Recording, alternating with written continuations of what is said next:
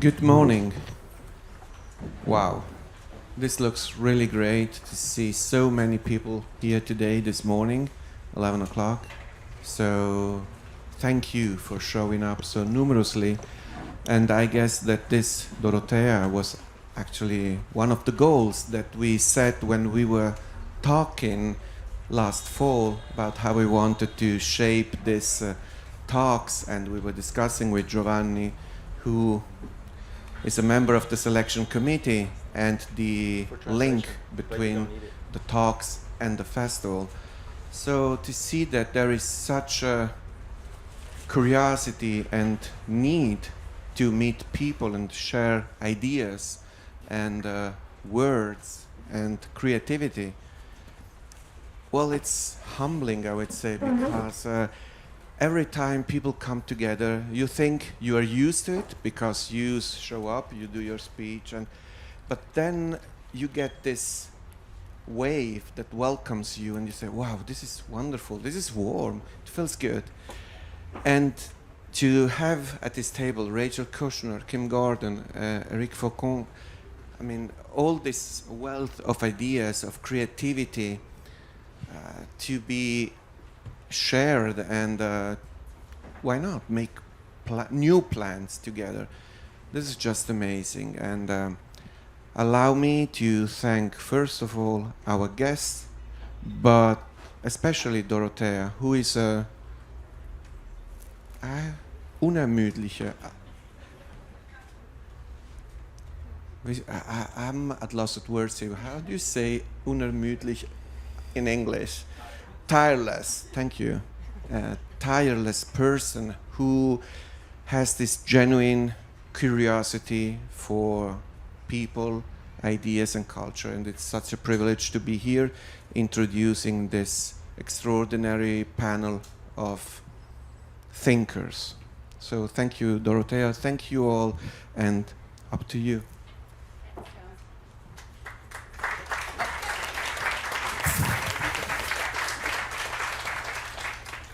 Thank you so much, Jana. And I want to start my very, very briefly speech with a thank you to you. So from the bottom of my heart, and to all of the colleagues of the Locarno Film Festival and all the teams, because it's so great to develop something really unique together.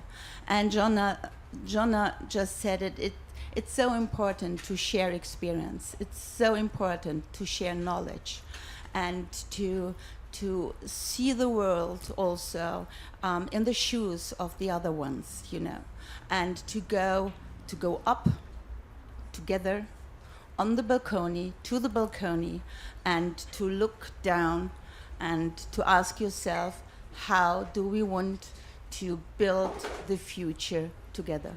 And that's exactly why we figure out this theme, come together. I'm so happy, I'm so smashed to have these three great people here on stage. I can't wait to listen to your wonderful talk. And I want to say also my great thanks from the bottom of my heart to all of my colleagues at Mobiliare, because they put their energy and their soul, and it's so important to put also the soul into this kind of projects. Thank you so much. So I wish you a great day. Thank you to be here, and yeah, I can't wait to listen to the talk. Thank you.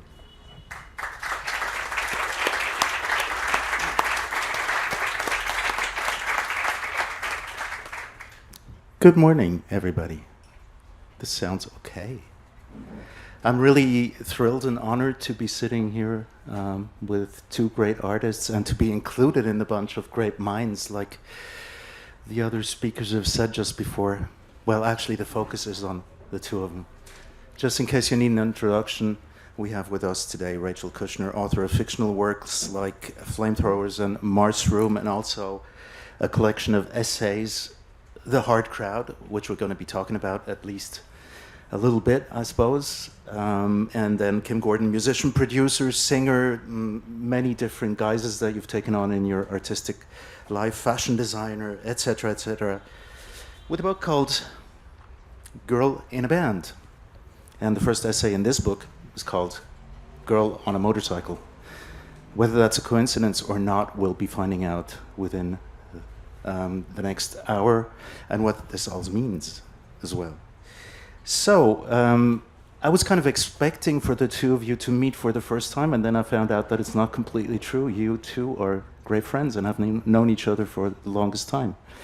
How did you meet? Well, do you want to talk?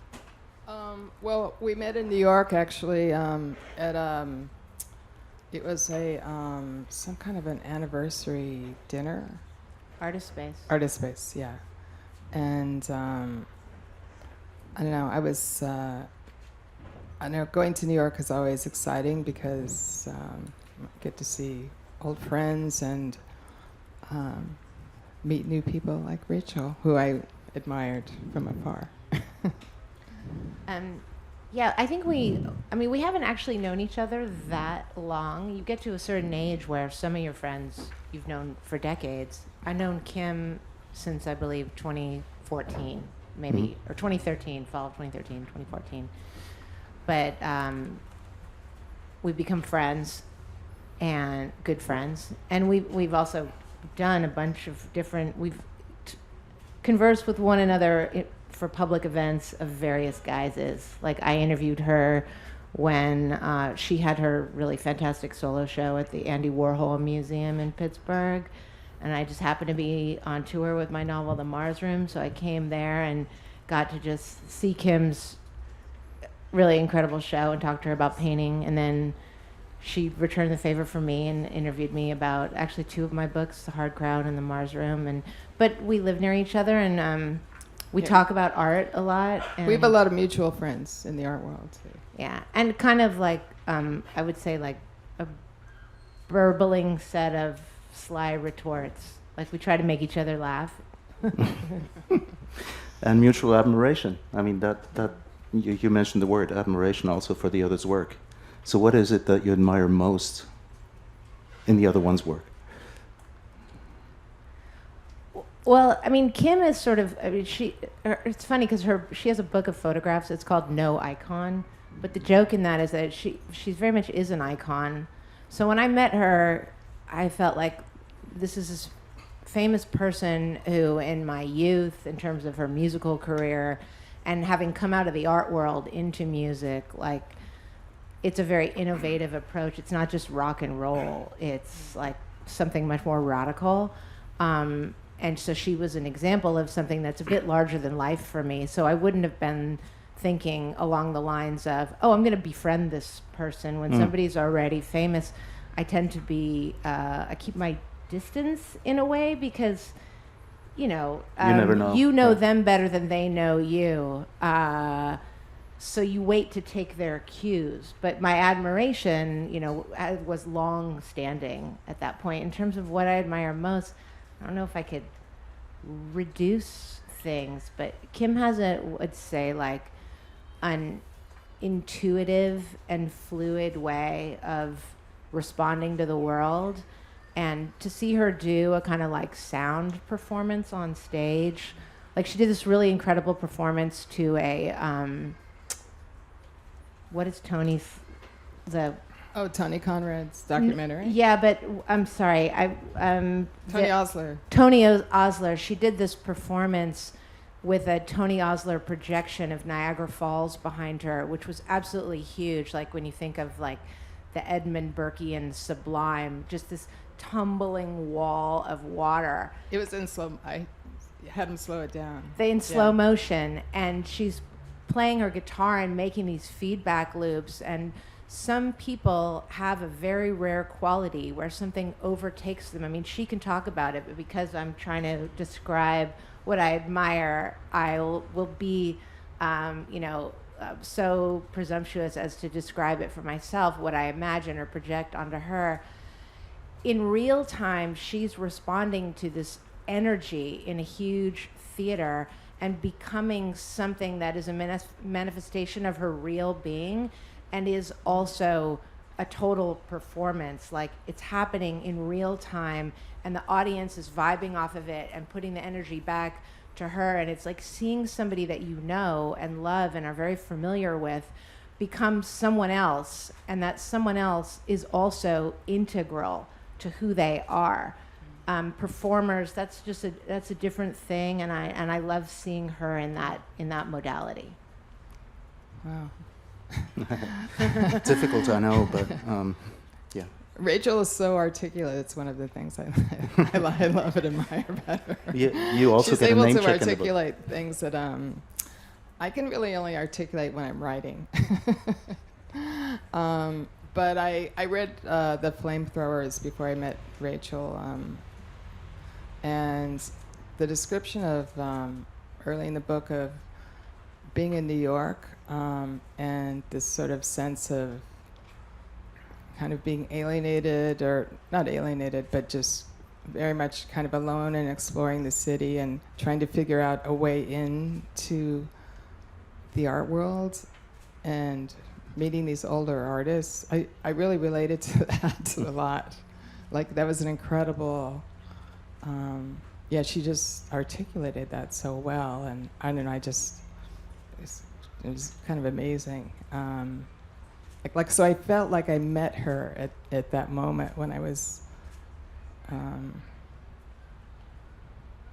reading that. And I actually, now when I read her other books, I really hear her voice in it so much. And, like, she's such a natural writer. Great storyteller Great storyteller. Great storyteller in a very own fashion, in their own way. You found a way to telling your stories. You also get a name check in this book, Girl in a Band. Yeah, exactly the one about the New York art scene. Yeah, it inspired me actually when I was writing that. Yeah, so let's get to this book, The Hard Crowd, Essays 2000-2020. The first essay in the book is called Girl on a Motorcycle. I mentioned that before. There are essays about just about everything and anybody in the world. Well, not really, but anyways, lots of terrain is being covered. We go from obscure Italian cinema to Marguerite Duras and the question of her name and how to pronounce it. Jeff Koons, you go to Jerusalem, up and down the place. But there is one recurring theme in the whole thing, and those are engines, motorcycles, and cars. And I always thought for myself that was Bruce Springsteen territory. It turns out that it's also Rachel Kushner's territory. Why? That would be the only territory I would share with Bruce Springsteen. Born to be Wild. Is that a song it is? Born to be Wild, that's different. That's different. Someone else. That's the Animals. I don't know, some band from the 60s. Something from the 60s, I suppose. Soundtrack to Easy Rider.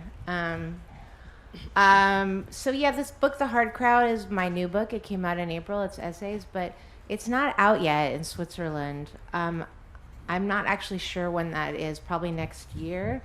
And I don't know what it'll be called. My German publisher, Rowohlt, will have to make that decision. But in French, it's coming out on September 15th. It's part of the rentrée littéraire thing. Can't pronounce, don't speak French. But the title in French is kind of interesting. It's, and again, I do not speak French, so just bear with me. The title in French is Les routiers sont sympas, which was the name of a radio show in France in the 1970s. Does anybody remember it? No. Truck drivers are sympathetic, or? The truck drivers are kind, Kind, yeah. And it was a call-in show, basically for truck drivers to communicate with one another and tell stories from the road.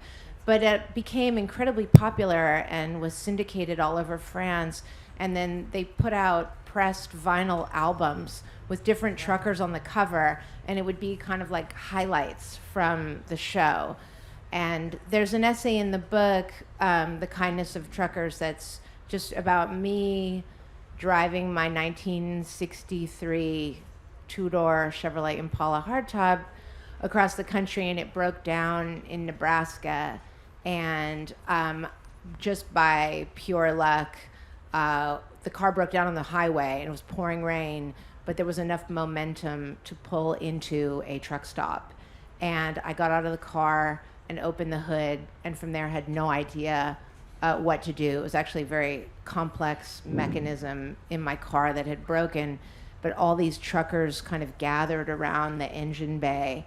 And then this one guy walked up with this like small, greasy box of jumbled, disorganized tools. And I thought, oh, great, like he's gonna fix my car.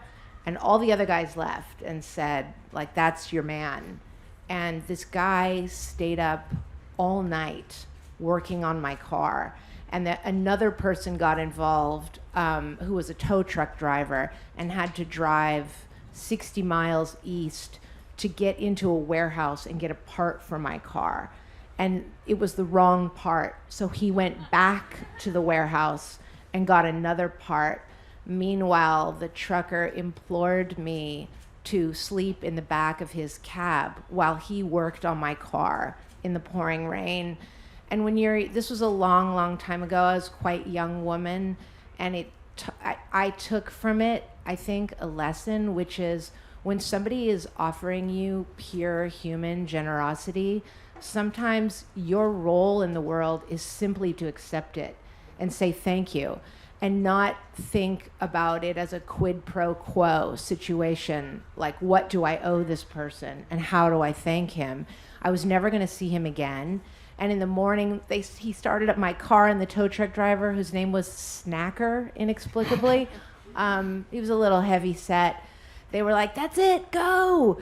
And I was crying, and I didn't have any money. This was before credit cards or anything. And I said, what can I do? And he said, nothing. And then I just thought, it's upon me to figure out a moment in my life where I can do something for a stranger. So The Kindness of Truckers, anyway, and that is going to be the title in French. And yes, a variety of essays. And yes, I was relieved to hear you say Duras and not Duras. Well, I read the book, and I got the explanation, but I knew beforehand that it was Duras. But anyways, back to the question of the motorcycle. The first essay in the book concerns itself with this race that you're doing across Baja California, and I get the sense of like overcoming fear. Like it's really a strange race, also very dangerous. One gets the feeling there is death and everything. What's the fascination in this for you, or the person that you were at that particular time? Well, I mean, in a way, that's sort of what the essay is about. Like, what was the fascination for me? And yeah, I like that overlap. I never thought of it. Girl in a band, girl on a motorcycle. I mean, you could say, oh, we're girls. We have that in common. But Girl on a Motorcycle is the title of a not very good, but perhaps as a cultural curiosity, somewhat interesting French-German film called La Motocyclette, starring Marianne Faithfull and Alain Delon. Does anybody know that movie? It was originally titled Naked Under Leather. Mm-hmm. That's basically what it is also. I mean, there's ample opportunity of seeing Marianne Faithfull without a stitch on. Well, there's some, yeah. Some, yeah. Again, I was sort of, I was just riffing off of the title of that film. The essay is definitely not about that film. And contrary to Marianne Faithfull, who didn't even do her own motorcycle riding scenes in the film, they actually had a man doing the stunt riding scenes for her. But he's wearing her leather outfit, I mean, a larger size of it, and a blonde wig. And if you slow the movie down, suddenly you see this, like, hulking guy with a huge head, and it's supposed to be Marianne Faithfull. It's very bizarre. But I was always interested in motorcycles. My dad rode motorcycles when I was young. He had and still has a quite rare British bike, a Vincent Black Shadow, which when it was made was kind of the fastest motorcycle ever built. It had a 1,000cc motor. It was just to kind of change the game. It was a new thing. And that was always around when I was growing up, so I write about it in the book, about that bike and my fascination with it. And we lived near a racetrack. I was very interested in drag racing, partly not just drag racing is so incredibly wasteful. It's amazing that they still do it. But the personalities involved in that world, people like Ed Big Daddy Roth, and it was like a kind of set of aesthetics, the way you design the cars. And so I was interested in, I guess, mechanical know-how. So as soon as I could afford to and was out on my own, I bought a motorcycle and started hanging around with people who knew a lot about riding and racing and working on bikes. And I eventually embarked on this race that you mentioned, the Cabo 1000, where you go the span of the Baja Peninsula, which is 1,100 miles. I guess that's like maybe 1,800 kilometers. Something like that. In one day. So you start before dawn on a day that's set to be a full moon so that you can see. And it's on a public road in Mexico, Highway 1, which goes all the way down the Baja Peninsula. And it's not a very well-maintained road in parts. There are cows sleeping on the road because they go out on the road at night where it's warm. You know, there's diesel fuel on the road. There's a lot of turns. There are speed bumps that aren't painted. So if you're going 100 miles an hour and you don't see them, suddenly you're like flying over a set of speed bumps. So it's quite a challenging ride. And the essay is about that race. And I did the race when I was 24. And I wrote the essay about it 5 years later when I was 29. So I published that essay in 1999. And it's the first essay in the book because it was the first thing I ever published, and kind of gives an account of, I guess, who I was before I was really focused purely on writing. Like, you experience life first, and then you kind of recede into a state of remove where you can really sort of become a writer when you're done occupying the present tense and maybe flirting with danger in a way I wouldn't now. Reading this book, I had the impression that one might read it, I don't know whether you agree, that it could form some sort of alternative autobiography, in a sense, because it gives you different chapters in your life. Naturally, it's been written over 20 years' time in that period. Can you see that? Yeah, well, I mean, the last essay is like basically my whole history in a way, of where I'm from and what it, you know, just, I mean, everyone goes through this, but kind of reflecting upon what happens to you as you get older and you are living in continual dialogue with scenes and people and places that are gone and you will never see again, but they exist inside of you. I mean, perhaps it's something of a cliche, but like it's a fundamental Proustian notion that to live and be alive is to also have layers of memory underneath everything that you're doing all the time. And sort of what that means in the last essay, The Hard Crowd, is about that, or me reckoning with like a lot of people who are gone but continue to sort of live inside of me. So yeah, I guess it's reflective and personal, but I'm someone who faces outward, so a lot of the essays aren't about me, you know. They're about other people, like some of those. Yeah, but that's the interesting part. You see, you're writing about other people, but you get a large sense of who you are and how you react to those people and why you would react to them in the first place. Right. That's and why an alternative... my taste, which is, you know, completely flawless. Completely flawless and very wide. I can tell you, we went out for dinner the other night, and it was just a torrent of different influences and books and movies and et cetera, and names all over the place. Turn to you, Kim Gordon. Your book, Girl in a Band, and the one thing that struck me most was in your artistic life, one of the major goals and one of the words that crop up most is in the people that you admire and that you describe in the book. Let's say, for example, Kurt Cobain. There's that fearlessness, and you write about overcoming fear. Fear of what exactly? Of well, I don't know. I guess the ideal place, and I'm sure everyone experiences this, that engages in not just you know, creative things, but anything that they really like to do. You know, you just sort of get into a flow. I mean, as a performer, well, as a person, I tend to be more introverted or shy, but somehow when I'm on stage, I feel like I can be nervous before I go on stage, but then when I'm there, I actually feel sort of calm, like no one can bother me, or And and if things are going well, you lose self-consciousness, and you're just kind of in it. And that's just a really and I do tend to be I sort of worry about things in advance, but then I just kind of go screw it, and I just sort of jump into it. And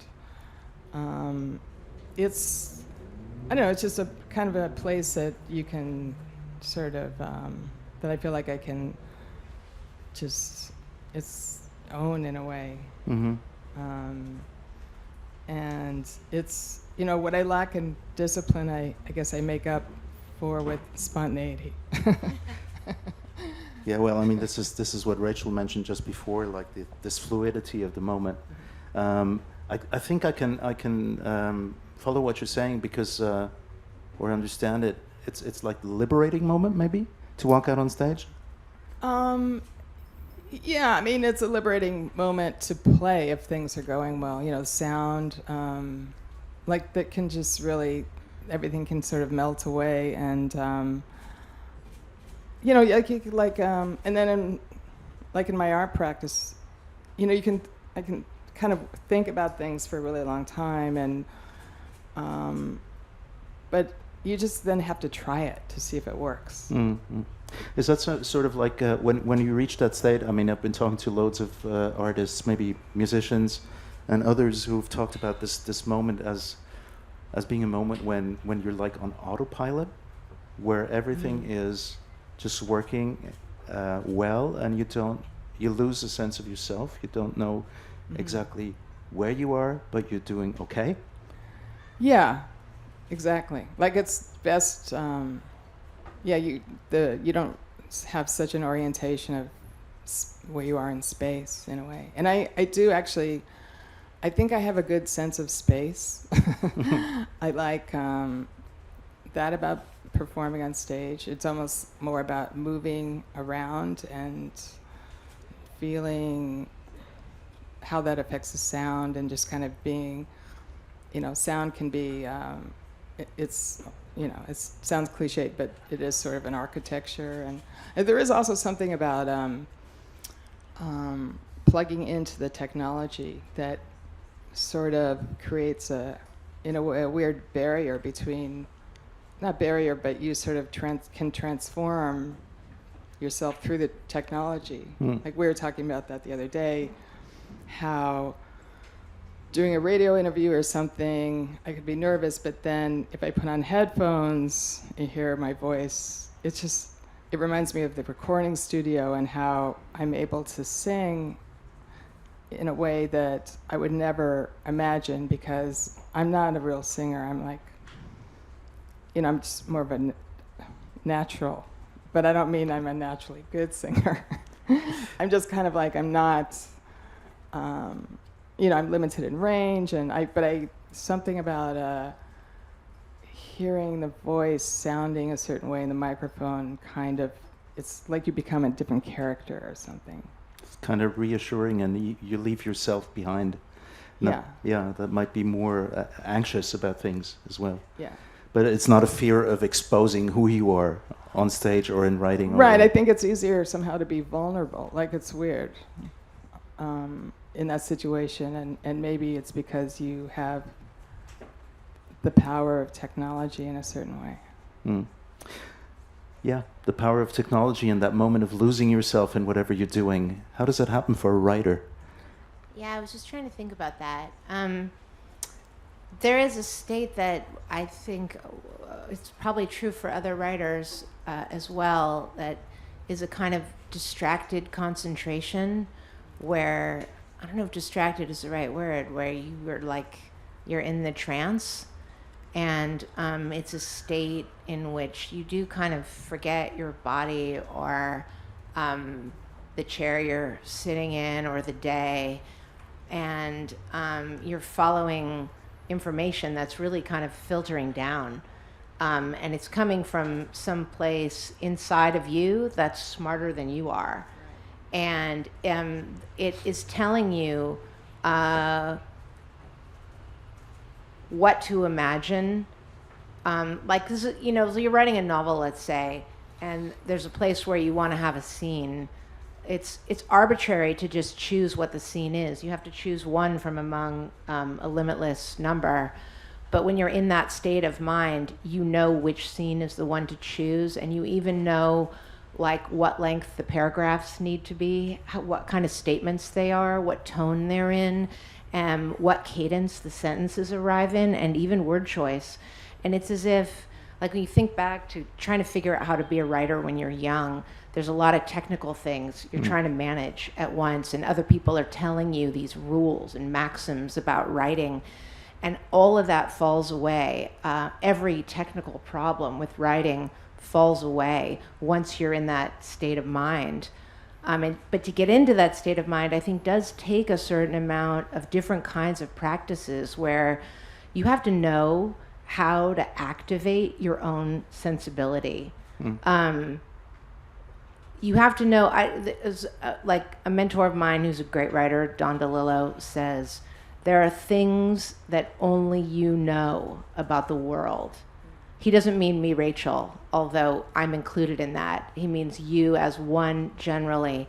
Each person can take in private observations and know things that are personal, that only they know, and that's what the writer offers, is an experience that is, I think, the closest thing to getting inside of someone else's consciousness that each art form is fantastic in its own way, but what the novel offers is the experience of occupying someone else's consciousness. And when you're in that meditative trance, you are sharing those things that are singular to you. And I think it takes a while to know how to activate that space. I mean, the downside of recognizing it is that you also know when it isn't happening. And there are many days when it isn't happening. And I think, it's partly a matter of putting in the work, but when you're in that state, it's really fun. But you know how to activate it, basically. That's I mean, I can't like turn it on, right. But I know through practice when it's happening, and maybe I know how to move toward the energy. It's kind of a sloppy way of putting it, but I think that's what writing is. It's not like, oh, I'm going to write a book about X, and then you plot it out and write an outline, and okay, this is the section where they're going to meet and go do such and such. Like, you have to find the flow before you can really advance. And sometimes it takes me 2 years usually to write the first chapter of a book. Okay. So what do you start with the idea? Basically? No, kind of an image usually, and it doesn't even have to be a visual image. It's just something. We get those in here for the flamethrowers, actually the images that you assembled for that. Yeah, I like that when you put images in the flamethrowers. That's great. Thanks, Kim. Yeah, I like to work with. Yeah, but I've had writers telling me that they start with the first sentence, and one of them said he even started with the last sentence, and that was where he was writing towards, right? I've never done that. I mean, I sort of want to be taken on a journey that, again, this is a kind of cliche, but people say, with good writing, you want the ending to feel surprising and inevitable. But to arrive at that for myself, like I want to have that experience as a sort of transformative journey where I have things moving in space. I've got stuff shifting around, and ideas are coming together, but not too neatly. It's sort of like it's a way of synthesizing all the information that's coming in from life. And I want to arrive somewhere with the end where it's done something to me. And if I know where it ends, then it would feel like, say it again? It deflates experience for you. Yeah, and also it would feel like a little manipulative or something. It's like when you're watching a movie, and you can feel that the movie isn't that good. One of the things that, how do I put this? Like when a movie isn't doing what it sets out to do for me, it's when I know the filmmaker is totally intent on producing a certain effect in the viewer. And the film needs to be able to produce that effect on everyone who was involved in it, and on the filmmaker themselves. I mean, it's a totally different process. And yet the effect, I think, is the same in that you want to feel like it's a total effect and not like I was trying to pull this off for you. You know what I'm saying? Mm-hmm. Like the end needs to happen to me as well. So I would never write the last sentence first, which isn't to say that wouldn't work for somebody else, but Sure. I'd have to see the book But it's first. writing towards a goal, and that already feels like predetermined what you're going to say in the 500 pages that come before that, in a certain sense. I mean, sometimes you know what happens at the end. Like my novel, The Mars Room, the narrator of the book has a life sentence, and she's going into prison in California, which is kind of a contemporary reality for many people. And not all people, obviously. Only 1% of the population of the United States is incarcerated, but that's still 3 million people.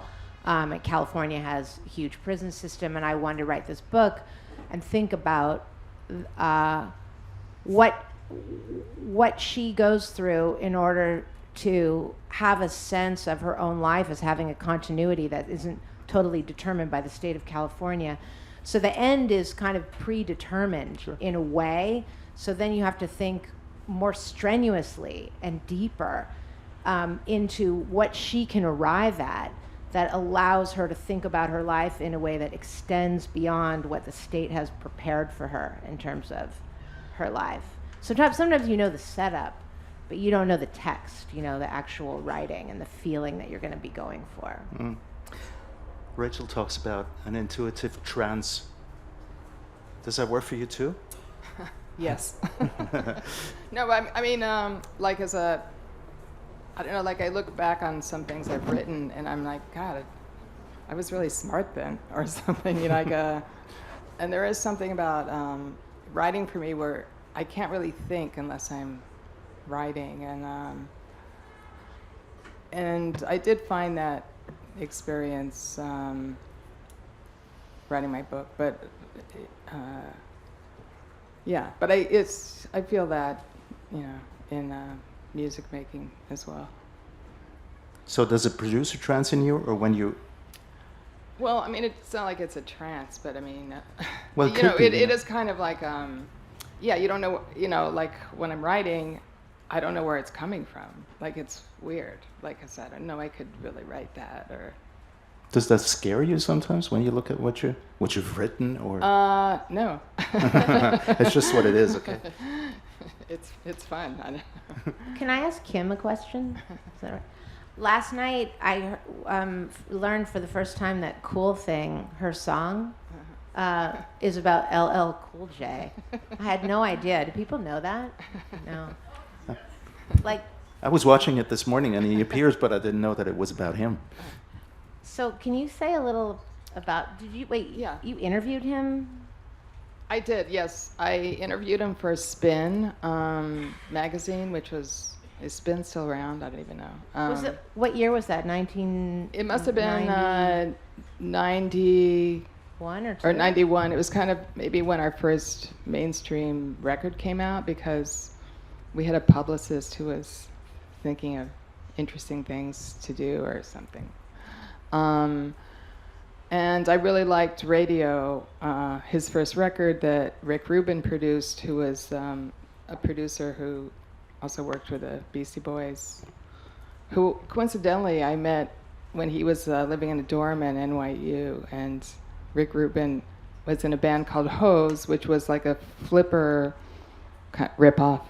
Sort of I didn't know about that. Hose? Yeah, Hose, named Hose, and he told me he was going to do like all hose, these things. like hookers, or H-O-S-E? No, H-O-S-E. Okay. And he told me he was going to like record, hip-hop artists and all this stuff, and I was like, I didn't believe him. I was like, yeah, sure, Rick. Anyway, so, years later, I interviewed LL Cool J, and I was very aware that the sort of indie rock scene in New York and was very white, and very kind of, even though in New York, like, there are a lot of influence of dissonance and, hip hop and new music and free jazz, and it kind of melded together to create no wave music and all this stuff. But then by 91, it was more like indie rock. And so I stood out in front of CBGB's and asked people questions like about his record, or if they knew who he was, or if they liked the new record. Most people didn't know he had a new record. And my dad was a sociologist, so I liked that approach. And then I interviewed him because I was curious how much in the record was him and how much was Rick, and if any of it influenced him. And I said, what's your favorite rock band? Hoping he was going to say Sonic Youth for some reason. And he did not. Or And he said, Bon Jovi. Which is a big disappointment. So, and then I was also thinking, had been in this Raymond Pettibone movie about the Weather Underground, and it played Bernadine Dorn, and in Raymond's twisted humor, he made Bernadine Dorn having a crush on one of the Black Panthers. And so anyway, this kind of meshed together in my mind when maybe I was in a trance when I wrote the words for Cool Thing. And also that song was, I wanted it to be like, have this middle like funkadelic, you know? So the middle part, so anyway, it was about, you know, hero worship in a way and being disappointed. You know, thinking like, what's this person really going to do for me? And then we were recording in the same studio as Public Enemy, so Chuck D was there. It's like, hey, you want to rap something on the record? And he ended up doing kind of the most cliche thing, you know, like, word up, you know, like, but it was actually perfect. Tell it like it is. No. Maybe, okay, LL Cool J could have been pulling your leg, like he was using irony, you know? Like when Laura Flynn Boyle says she lives in New Jersey for ironic effect in that Todd Solondz movie. I don't think he has any irony. But that in itself could be a form of extreme irony. It could be. It was irony to me. But no, I mean, Thurston explained that to me. He said, well, they probably like those big rock chords, you know. like in Bon Jovi. Yeah, like in Bon Jovi. That's good sampling stuff. But this was very early on, though. Sure, you know, like sure. then they, you know, rappers got more sophisticated and where they Do you think? look for. Sorry, I stuff. just want to. He could have been. Well, I don't know. I'm having fun thinking of this moment. Because so Cowboy, that Bon Jovi song, is that what it's called? I'm a cowboy. I don't know. That was on the radio in 1988, right? I think it's the year, and it was huge. Yeah. And so, like maybe a guy like LL Cool J, who's more probably immersed in, surrounded by contemporary R&B and hip hop, he's still hearing that at the gas station, and he's probably like, "Hey, white lady, I'll give you a little something. How about Bon Jovi?"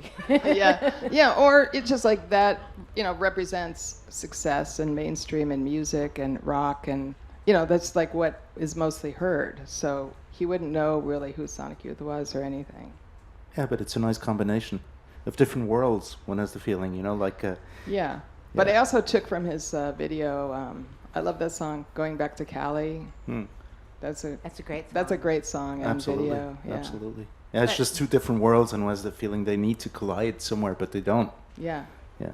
Round the Way Girl. That's a good one. After that, he kind of lost me.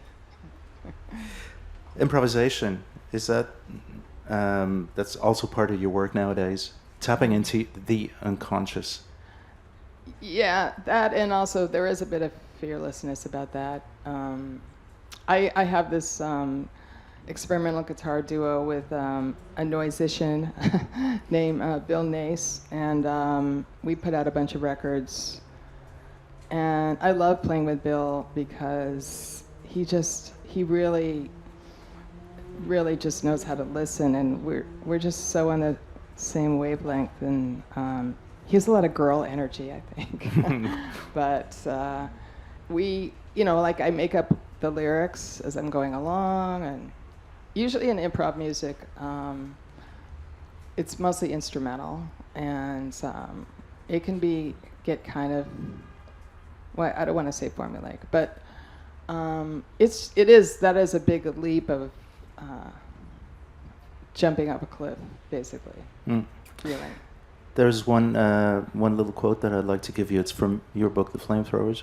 You make Reno say, "I thought art came from a brooding solitude, and I felt it had to involve risk, some genuine risk." That's where you go with the improvisation. Yeah, there is a lot of risk, definitely. Yeah. And responsibility too, though. Like, you know, I don't know. There is a fear of you don't want to suck or be self-indulgent in a way. Or sitting there and nothing comes up. I don't know. I mean, you have to embrace the awkward moments. Also, when things aren't working, you just have to be ready to, which I actually kind of like, is part of it, because it keeps you from getting into some shtick about it. Self-indulgency? Yeah, and just kind of like it's nice to also just stop sometimes and listen to the other person or let the other person play or. Yeah, the ultimate form of music in a certain sense, right? And you have to listen, kind of, but you're not really listening. That's where a trance thing comes in because you're kind of hearing, but sometimes you don't hear what the other person's playing and you're just sort of trusting that you're not bulldozing them or that you're playing something that's works together. Isn't that exhausting? I mean, I just imagine, like the act of sitting there and working yourself into this type of music. Well, our sets aren't that long. Okay. They're New York. I mean, in the 80s, the New York set used to be 20 minutes. All right. Like the first time Sonic Youth went to Europe, they booed us at the end because we didn't play long enough. I mean, we played for like 45 minutes or something, which to us was long. Yeah, but that can be an experience. 45 minutes, sometimes it will really be enough. Oh yeah, for definitely. Different bands to not play longer than 45 minutes because Yeah, I mean we can stretch it out if we have to, but we also always play with a movie slowed down, like so even though we're appropriating, it's kind of becomes so abstract. Because we feel that what the music we're making is very soundtrack-ish. Soundtrack-ish. And we both love movies so much. Right. Well, does that imply that your music is also really slow, that you're sort of working in soundscapes? No. I mean, we don't really think about it like in that way. I don't know. Yeah, okay. Anyways, I was talking to a jazz musician from Switzerland who was working in improvisational music, and he had a problem. On Tuesday night, he repeated a phrase that he played the evening before, and he thought it wasn't improvisation anymore. So that was a tough part. Yeah, the sentence comes from your novel, Ashley. Is that you speaking, Ashley? Well, it's the narrator of the novel. I mean, there's a couple different narrators in that novel, but only one first-person narrator. I just want to add quickly about the film thing. I've seen Kim play many times, but I've seen her and Bill do sound performance with a backdrop of a slowed-down scene from The Long Goodbye, Robert Altman's remake of that famous noir movie, starring Elliot Gould, and it's the part where he's in the ocean and he's tumbling in the waves. Well, not him, the husband. Yeah. The husband. Yeah. Thank you. Is like tumbling in the waves, and it's this slowed down moment.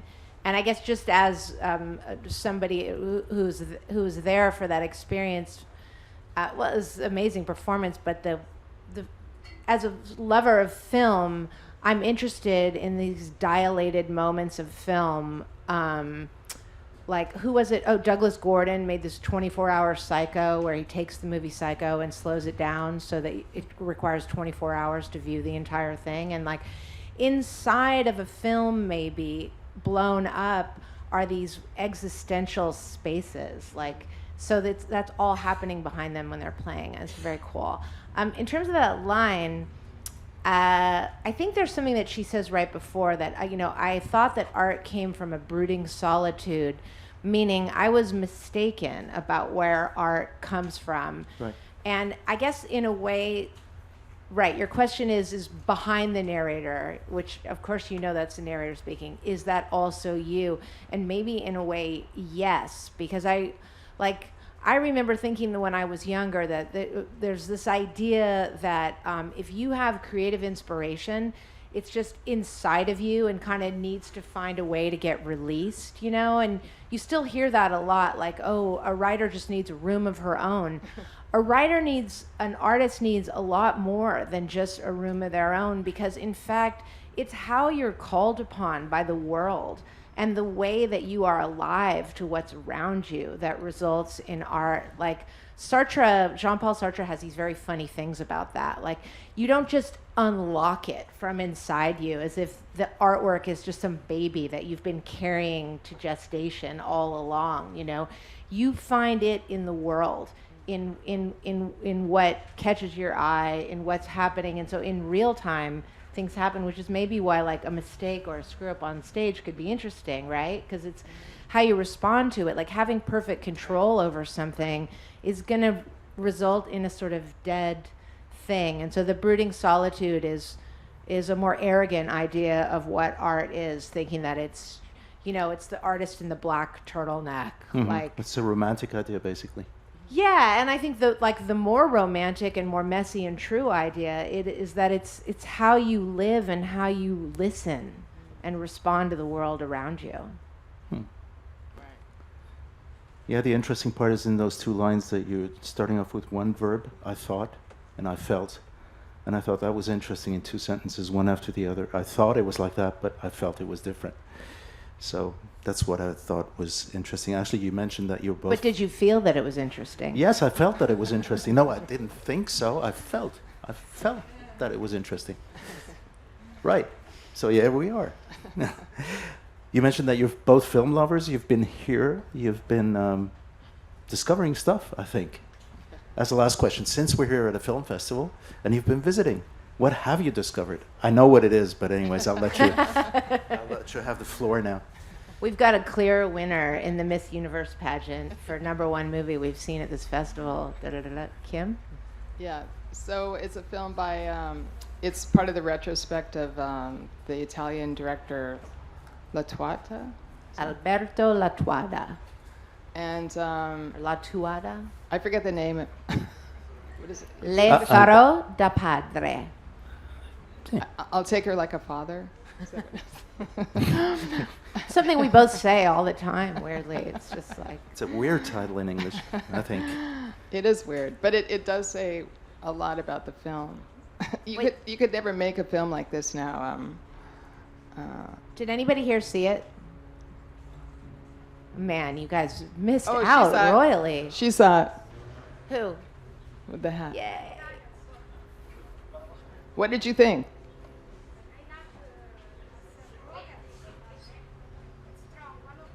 One of the best, yeah.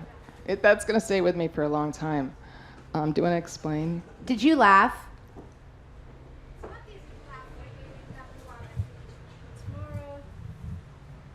So the microphone found its way. We love ourselves, I think, with Latuada. We see our frailties, our hypocrisies, I think, in his movies. But yeah, I mean, I thought that particular, I haven't seen any of his other films, but that particular movie is so outrageously funny. Yeah, that's the kind of humor that he liked, that he loved. He loved to provoke in a way that seems very normal, but he was a provocateur.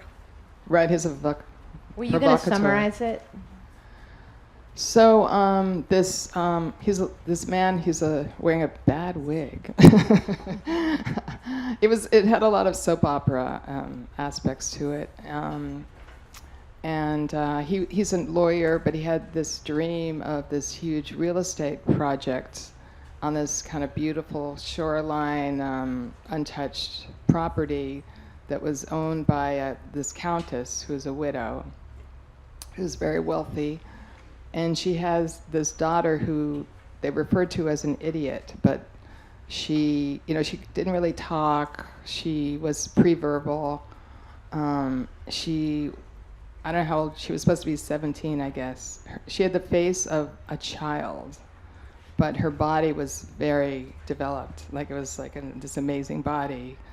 And he has this older friend who's some kind of a nobleman, and they scheme how he should marry her, and then he'll get all this money and land. So he meets her at this coming out party, where she's wearing this very virginal white dress, and she just kind of lifts her dress and starts peeing in front of everybody. Garters. And she's got these kind of knee sock garters on garters, and he's kind of like, oh my God, she's a freak or something. But anyway, he says, I want to marry your daughter, but he realizes in the contract that the mother would retain all the rights to the land.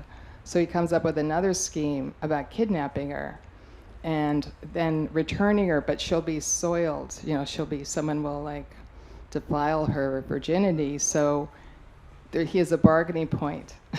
Like, I'll still marry her, but I want the land.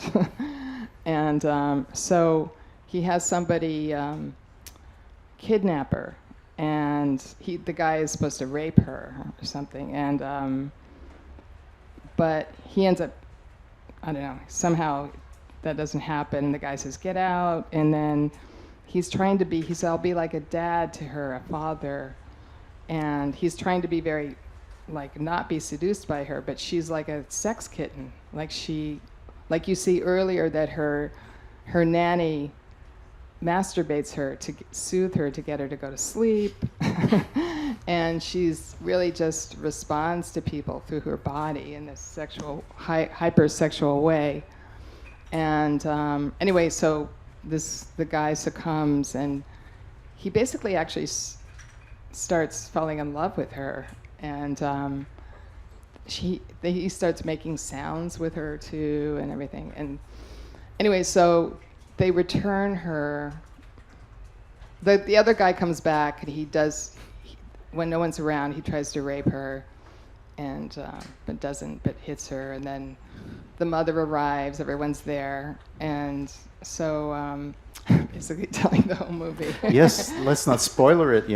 Somebody might want to go and see it.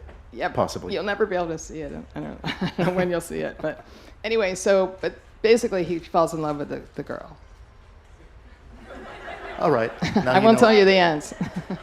Yeah, well, we should. It's kind of like a becoming animal, becoming human through this.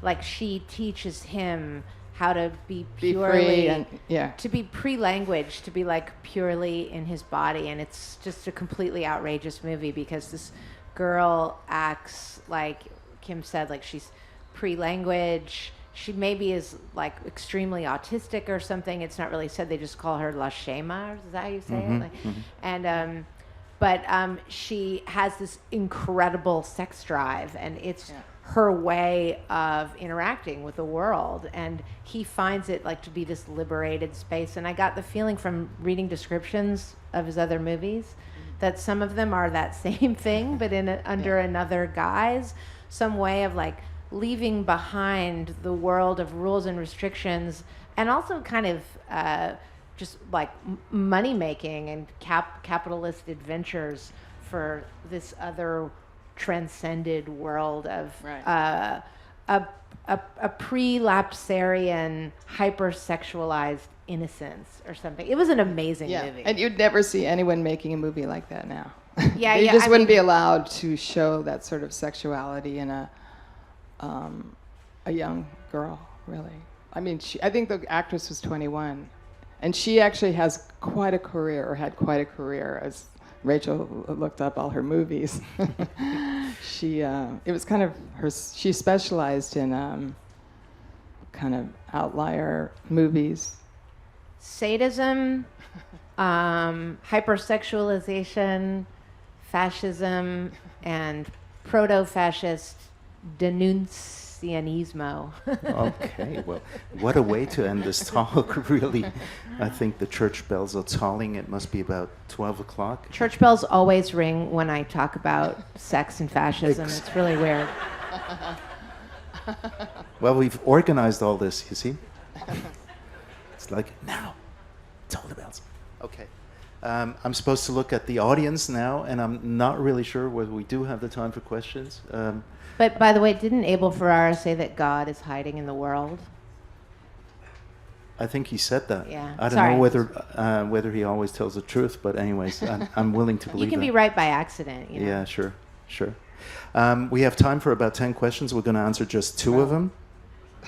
Or something, if there are any questions, because anyway, I think we're just about done. I don't know. Yes, the microphone is going back to the same lady with a hat who knows La Tuada.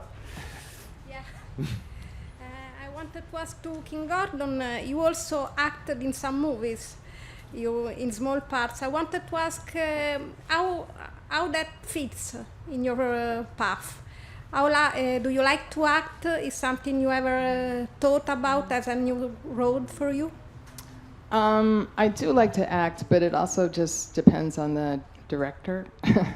I've basically really mostly just worked with people I knew and who I admired their work. But I do like it. I mean, to me, it is the sense of kind of feeling the space that you're in and kind of, sort of really, I don't know, just trusting your instincts. And I don't know, I do really enjoy it, yeah. Anybody else? If not, there's another hand that is, there are 2 hands that I can see that are, yeah? Microphone is coming over. The subject of these conversations here is like how now can change the future. And I would like to know from you, Kim and Rachel, how can art influence the future? That's always the hardest question. I never know really what to say about that. I guess, by offering different ways of seeing the situation or seeing the world, kind of creating a space that wasn't there before, and I honestly, like, I don't know, I just feel funny about the future. I don't have the most optimism about it. So, I don't know really what to say about that. Yeah. It's a difficult question for, I guess, a couple of reasons. I mean, first, in a certain way, mentally, the future doesn't really exist because I never seem to get there. I'm always in the present tense.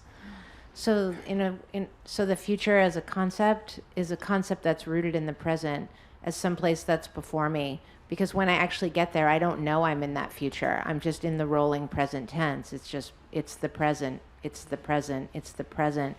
And like the dreams of the future for, a moment, a year, a generation, like they tell you more about the present of that generation than they do about the actual future.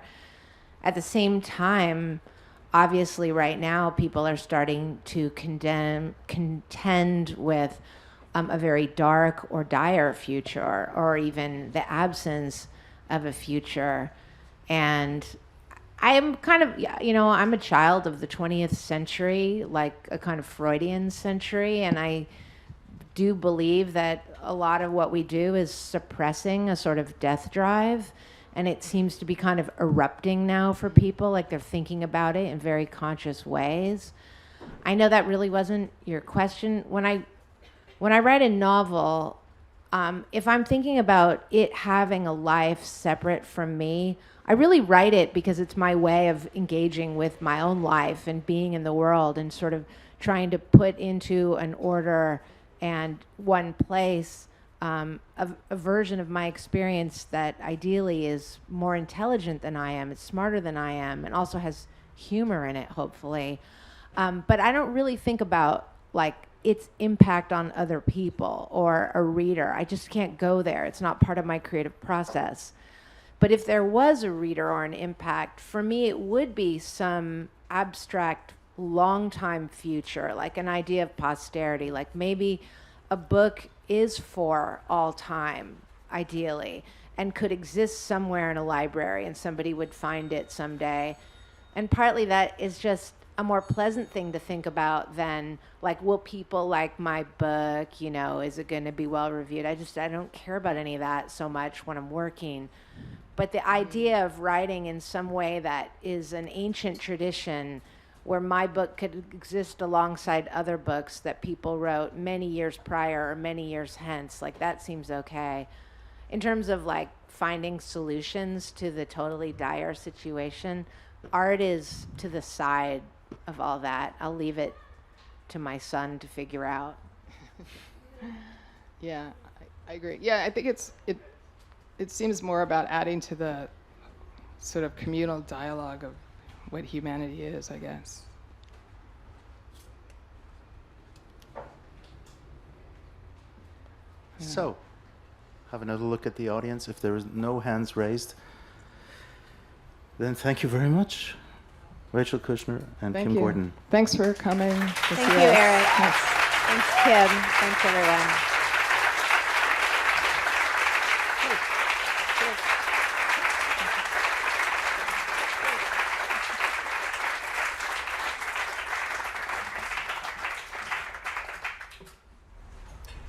Have a nice afternoon.